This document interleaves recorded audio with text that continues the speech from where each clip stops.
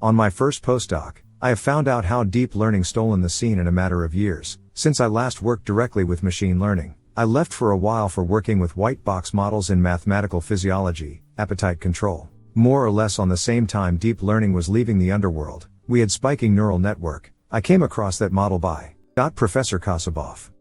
Deep learning is a set of artificial neural network. Being straight to the point, it is huge number of hidden layers on a multi-layered perceptron MLP. Deep stands for opposition to shallow neural network, the predominant model until about 2012. What does make those techniques, i.e., SNN, so different from what we already have and what may set them apart on future applications? Spatiotemporal representations. The world is a stochastic partial differential equation, coded in your brain. One of the biggest challenges of neural networks, as AI in general, is spatiotemporal computational thinking.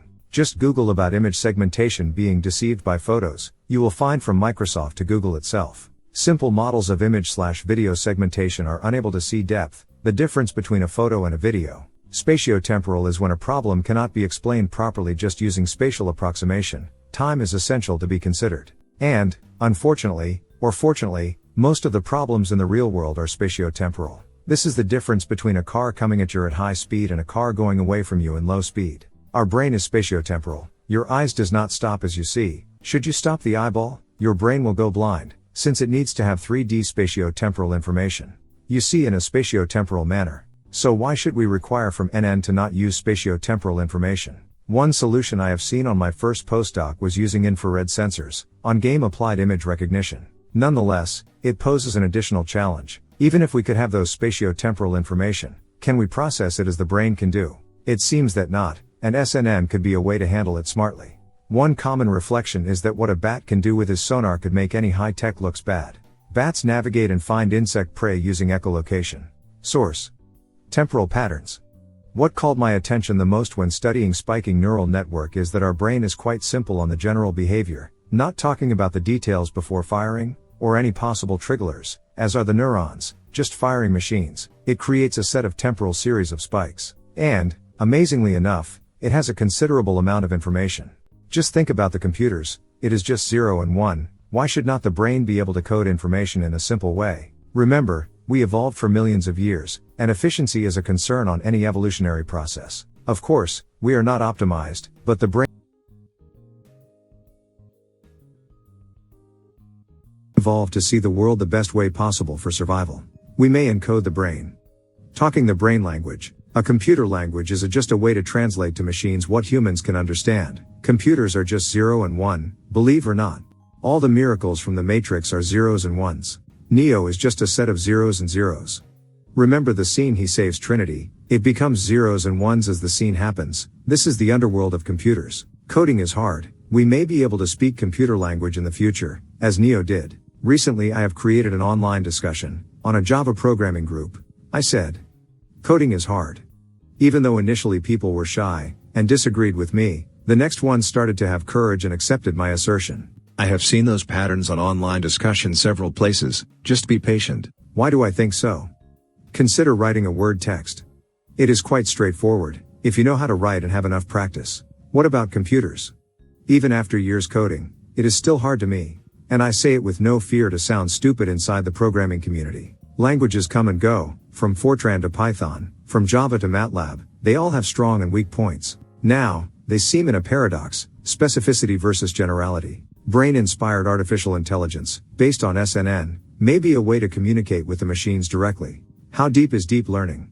And so after reading about how the old idea of artificial neural networks, recently adopted by a branch of Google called Google Brain and now enhanced by deep learning, has resulted in a new kind of software that has allegedly revolutionized machine translation, I decided I had to check out the latest incarnation of Google Translate. Was it a game changer, as Deep Blue and AlphaGo were for the venerable games of chess and Go?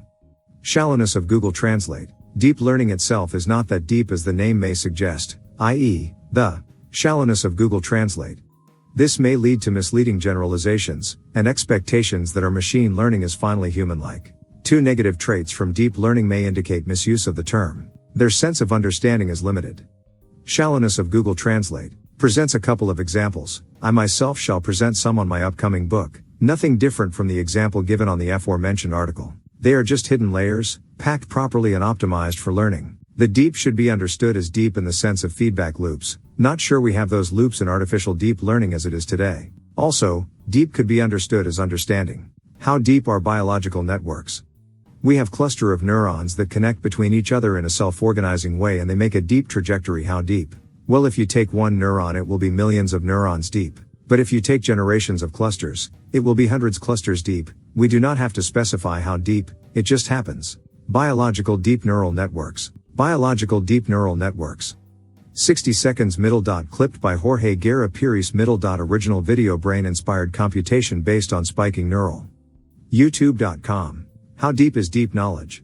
Deep knowledge can be seen as a way to solve some problems nowadays with AI understanding. Some call it break a leg phenomenon, term used by Kahneman and colleagues. If you break a leg, you will not go to the cinema. We humans know why people with broken leg will not go to cinemas, whereas for AI models, it is hard for them, even though they may predict properly. In order to understand the principles of deep learning and deep knowledge, SNN and by AI, to properly apply them to solve problems, one needs to know some basic science principles established in the past, such as epistemology by Aristotle, perceptron by Rosenblatt, multilayer perceptron by Rumelhart, Amari, Werbos and others, self-organizing maps by Koanen, fuzzy logic by Zadeh, quantum principles by Einstein and Rutherford, von Neumann computing and Atanasov ABC machine and of course the human brain. Nikola Kosybov on brain-inspired AI, deep knowledge and deep learning.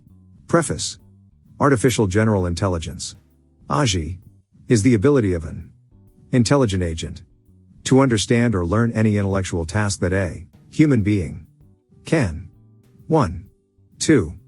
It is a primary goal of some artificial intelligence research and a common topic in science fiction and future studies.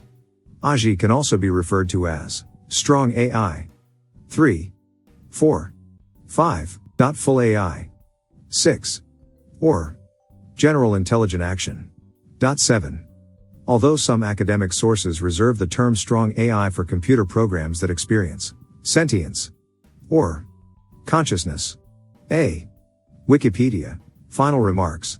Some people dare to make predictions about AI, I would never. The boundaries are being challenged quite often, and for bad or for good, machines may represent the future. Job will be lost, but jobs will be created. When defended, Kasparov asked, what about if we work together? This is maybe the way of brain-inspired artificial intelligence, symbiotic and collaborative work as Nikola Kosybov puts it nicely. Acknowledgement, I am in great debt with Professor Kosybov for our discussion online, which inspired this story.